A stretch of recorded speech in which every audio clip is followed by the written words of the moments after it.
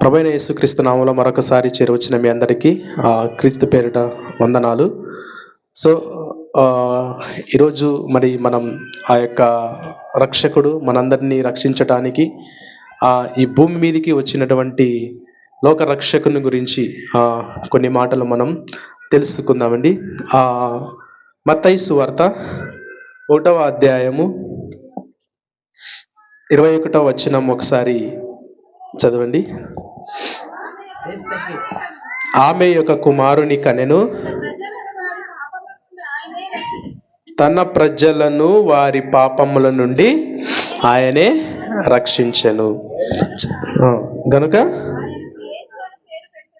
ఆయనకు యేసు అని పేరు పెట్టేదవనెను. సో మన పాపములను రక్షించటానికి, మన పాపముల నుంచి విడుదల చేసి మనలను రక్షించటానికి ఆయన ఈ భూమి మీదకి వచ్చాడనమాట.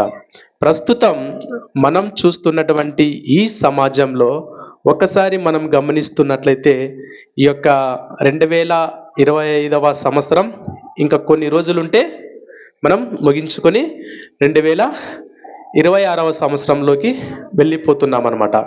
అయితే ఒక్కసారి మీరు ఆలోచించండి, ఈ 2025వ సంవత్సరంలో ఎన్నెన్నో విషాద ఘటనలు చూసాం, ఎన్నెన్నో బాధలు చూసాం, ఎన్నెన్నో మనము ఈ 2025 మొత్తాన్ని మనం చూసినట్లయితే మొదటి నుంచి ఇప్పటి వరకు ఎన్నెన్నో యాక్సిడెంట్లు, ఎన్నెన్నో అగ్ని ప్రమాదాలు.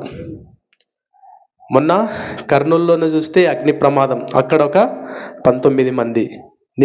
ఈరోజు బెంగళూరు శివమొగ్గ అక్కడ కూడా యాక్సిడెంట్ అయ్యి అగ్ని ప్రమాదంలో, బస్సు ప్రమాదంలో 20 మంది చనిపోయారు. అయితే ఈ అగ్ని నుంచి ఈ లోకంలో ఆ అగ్ని మనము ఆర్పగలం. ఆ అగ్నిని మనము ఏదో అక్కడ మండుతున్నటువంటి అగ్ని నుంచి కొంతమందినైనా మనము అక్కడ ఆర్పి మనం వాళ్ళని రక్షించగలం, కొంతమందినైనా. అయితే యేసుక్రీస్తు వారు కూడా ఈ భూమి మీదికి వచ్చాడు నశించిపోతున్నటువంటి ఆత్మలను రక్షించటానికి. ఏ అగ్ని? ఆ అగ్ని ఏంటి? మరి ఆ అగ్ని ఎలా ఉంటుంది? అలాంటి అగ్నిలో మనలందరినీ పడిపోకున్నట్ల, ఆ అగ్నికి మనమందరము పాత్రులు కాకున్నట్ల, ఆ అగ్నిలో మనం పడుకోకున్నట్ల యేసుక్రీస్తు వారు మనల్ని రక్షించటానికి ఈ భూమి మీదకి వచ్చాడన్నమాట. ఏంటి అగ్ని? ఆ అగ్నికి ఎవరు ఆహుతి అవుతారు?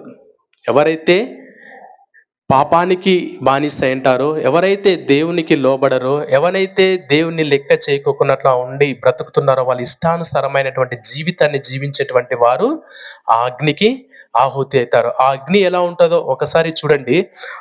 మార్క్స్ వార్త 9వ అధ్యాయము 48వ వచనం ఒకసారి చదవండి.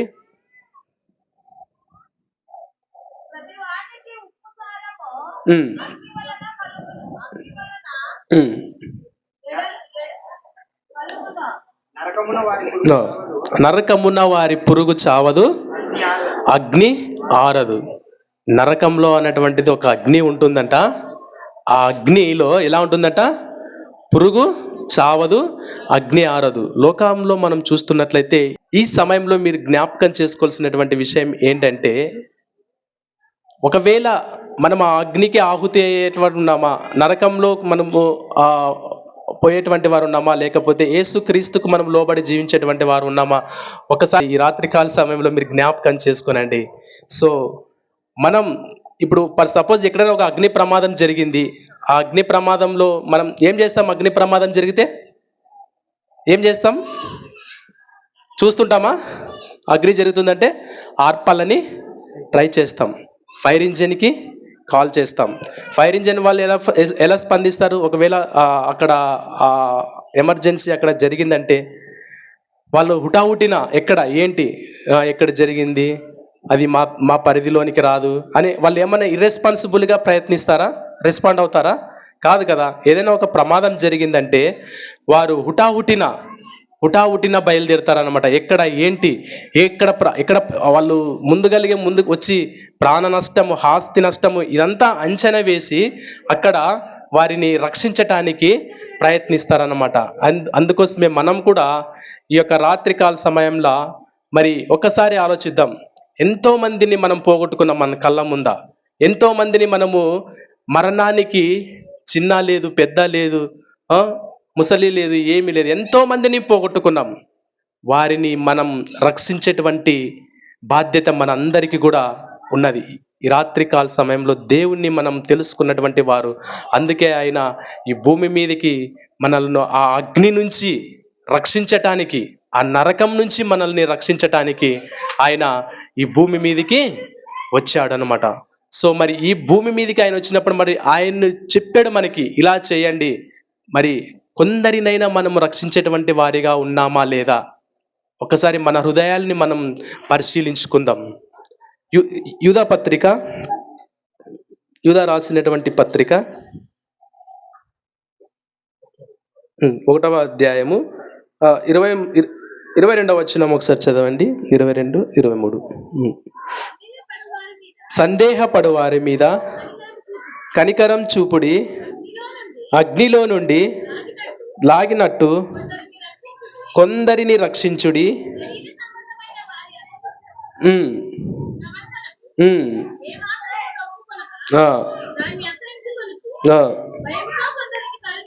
చాలమ్మా, ఇక్కడ అగ్నిలో పడిపోకోకున్నట్ల కొంతమందిని లాగి రక్షించండి అని అంటున్నారన్నమాట. ఈ రాత్రికాల సమయంలో నిజమైనటువంటి రక్షకుని నువ్వు నేను మనం అందరము తెలుసుకున్నాం. మరి ఇంకా చాలా మంది ఆ అగ్నికి మరి ఆ అగ్నిలో పడుకోకోకున్నట్ల ఇంకా ఈ లోకానుసారముగా జీవిస్తున్నటువంటి వారిని రక్షించేటువంటి బాధ్యత మనందరిది ఉన్నది. అందుకే ఆయన ఈ భూమి మీదకి, యేసు అంటే అర్థం ఏంటి? యేసు అన్నటువంటి పదానికి అర్థం ఏంటి? రక్షకుడు. ఆయన వచ్చాడు. ఆ అగ్నికి ఎవరు కూడా మరి ఆ నరకానికి ఎవరు పాత్రులు కాకూడదు. నా బిడ్డలు నేను రక్షించుకుంటా. ఈ భూమి మీద మరి వారికి ఎవరు చెప్పేవాళ్ళు లేరు. మరి ఈ లోకమంతా చెడిపోతున్నది అన్నటువంటి ఒక తండ్రి నుంచి మరి తండ్రి చిత్తాన్ని నెరవేర్చడానికి ఈ భూమి మీదకి వచ్చి ఆయన మనల్ని పాపులను, తన ప్రజలను పాపముల నుండి రక్షించి తన రాజ్యానికి వారసులు చేసుకోవడానికి ఆయన ఈ భూమి మీదకి వచ్చాడనమాట. రాత్రికాల సమయంలో ఒకసారి జ్ఞాపకం చేసుకురండి. తప్పు చేసినటువంటి వారిని శిక్షించడంలో ఏం గొప్ప ఉంది చెప్పండి? ఇప్పుడు నేను ఒక తప్పు చేసినా వస్తారు, నువ్వు ఇలా తప్పు చేసిన వారని కొడతారు. కొట్టి లేకపోతే నాకు ఉన్నటువంటి ఆ శిక్షను లేకపోతే ఏదో అది వేస్తారు. దాన్ని నేను అనుభవించాలి. దాంట్లో ఏం గొప్ప ఉంది? తప్పు చేసి శిక్షించడంలో గొప్ప లేదు. యేసుక్రీస్తు వారు తప్పు చేసినటువంటి వారిని ఇది తప్పు, ఈ తప్పును వదిలేసి నీ జీవితం బతుకు, బైబిల్కి అనుగుణంగా నేను ఇచ్చేటువంటి నిత్య జీవితానికి నువ్వు అర్హులు కావాలంటే నన్ను వెంబడించు అన్నాడు అనమాట. అలా తప్పిపోతున్నటువంటి వారందరినీ ఆయన మార్గంలో మరి నడిపించటానికి ఆయన ఈ భూమి మీదకి వచ్చాడు. ఆ మార్గానికి, పరలోక మార్గానికి చేర్పించుకోవడానికి ఆయన ఈ భూమి మీదకి వచ్చాడనమాట. ఇప్పుడు మనం 10th ఈ ఇయర్ ఏప్రిల్లో చూస్తాం. 10th క్లాస్ ఎగ్జామ్స్ రాస్తారు. ఎగ్జామ్స్ రాసినటువంటి వారందరూ కూడా కొంతమంది 10కి 10 పాయింట్లు వస్తాయి, 10కి 10, 9, 9.5, 9.6 ఇలా వస్తాయి. అయితే ఒక్కసారి ఆలోచించండి, ఈ లోకంలోన పెద్ద పెద్ద స్కూల్స్, పెద్ద పెద్ద కాలేజెస్, కార్పొరేట్స్ ఇవన్నీ ఎవరిని కోరుకుంటుంది? 6 పాయింట్లు వచ్చిన వాళ్ళని కోరుకుంటుందా, లేకపోతే 10 పాయింట్లు వచ్చిన వాళ్ళని కోరుకొని జాయిన్ చేయించుకుంటుందా? 10కి 10 వచ్చినటువంటి వారిని కోరుకుంటుంది. దాంట్లో ఏం గొప్ప ఉండేది? బాగా చదివిన వాడిని చదివించుకొని వాడిని ఇంకా బాగా చదివించడంలో ఏం గొప్ప ఉండదు. ఒక సబ్జెక్ట్ ఫెయిల్ అయ్యి గ్రేస్ మార్కులతో పాస్ అయినటువంటిని తీసుకొని వచ్చి ఒక ఉత్తమునిగా ఒక మంచి స్థితిలో నిలిపితేనే కదా అదే కదా గొప్ప. ఒక 10 బాగా చదివేవాడిని తీసుకుపోయి బాగా చదివిపిస్తే ఏం గొప్ప ఉండదు అందులో. సో ఈ రాత్రి కాల సమయం ఒకసారి జ్ఞాపకం చేసుకునండి. అందుకోసమే యేసుక్రీస్తు వారి భూమి మీదకి వచ్చాడు. ఆరోగ్యవంతులకు కాదు, నేను అనారోగ్యవంతులని నేను కోరుకుంటున్నాను. నీతిమంతులను కాదు, పాపులను. ఎక్కడైతే వారు నశించిపోతున్నారో వారిని తీసుకుపోయి, ఎక్కడైతే అనారోగ్యంగా ఉన్నారో వారిని నేను ఆరోగ్యవంతులుగా చేయడానికి ఈ భూమి మీదకి వచ్చాను.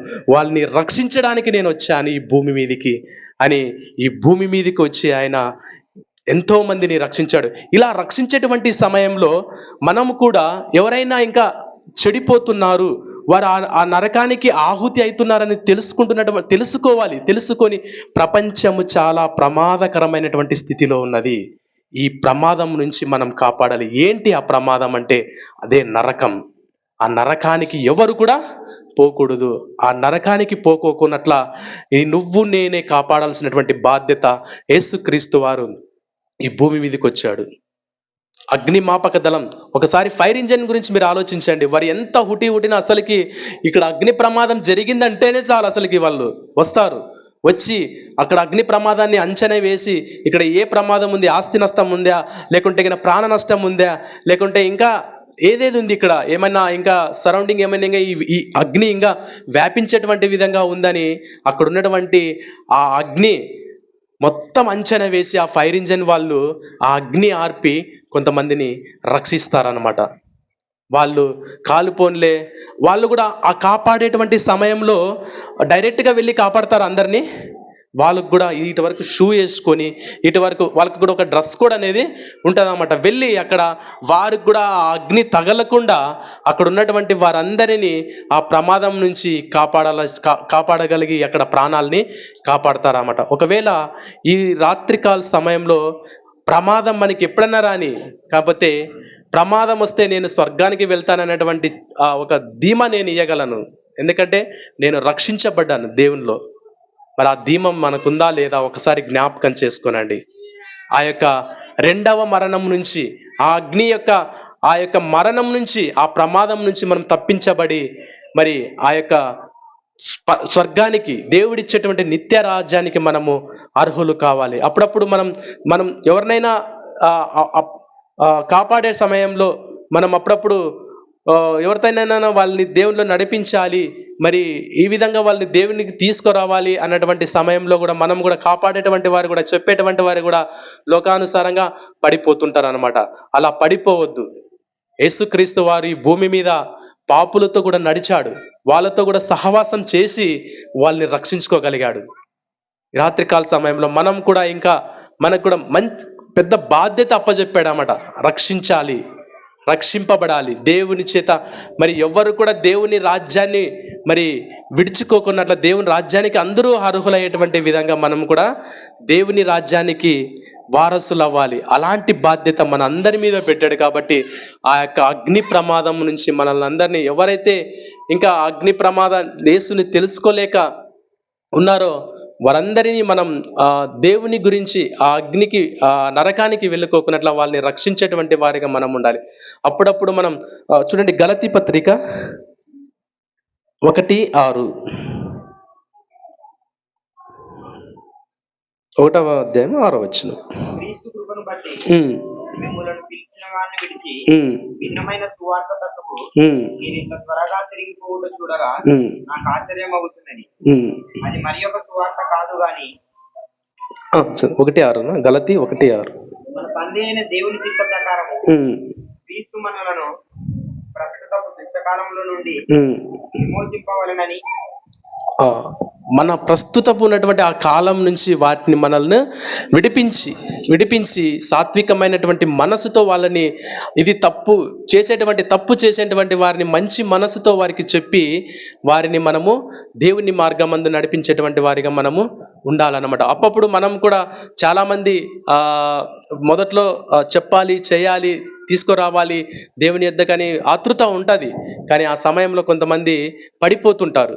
పడిపోయినట్టు అలా ఉండొద్దు. ఒకవేళ నువ్వు రక్షించేటువంటి సమయంలో జారిపోయినట్లయితే తిరిగి అలా జారిపోవడానికి వీలు కాదు. తిరిగి మళ్ళా దేవునిలో నువ్వు బలంగా ఉండాలి, సత్య స్వార్థని మనం ప్రకటించేటువంటి వారిగా ఉండాలి అని మరి ఈ యొక్క రాత్రికాల సమయంలో మనము రక్షకుడు ఆయన అందుకోసమే ఈ భూమి మీదకి వచ్చాడన్నమాట. మన పాపముల నిమిత్తము మరి తన ప్రజలను రక్షించడానికి భూమి మీదకి వచ్చాడు. నశించిపోతున్నటువంటి ఆత్మలను రక్షించడానికి ఆయన ఈ భూమి మీదకి వచ్చాడనమాట. సో కాబట్టి మన బాధ్యత ఏంటంటే రాత్రికాల సమయంలో ఆ యొక్క అగ్నికి ఎవరు కూడా ఆహుతి కాకూడదు, ఆ నరకానికి ఎవరు కూడా వెళ్ళకూడదు.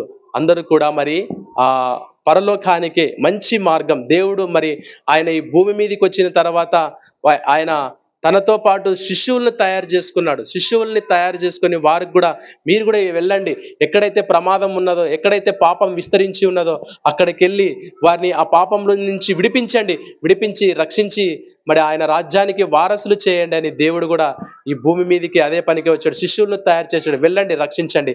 మనం కూడా ఎక్కడైతే మరి ఈ యొక్క ఎక్కడైతే పాప జీవితానికి బానిసై మరి శాంతి సమాధానకరముగా ఇంట్లో జీవితం లేకున్నట్లు జీవిస్తున్నారో వారందరినీ రక్షించడానికి మనం కూడా దేవుని యొక్క సత్య సువార్తను మనం కూడా తెలియజేసేటువంటి వారిగా మనము ఉండాలన్నమాట.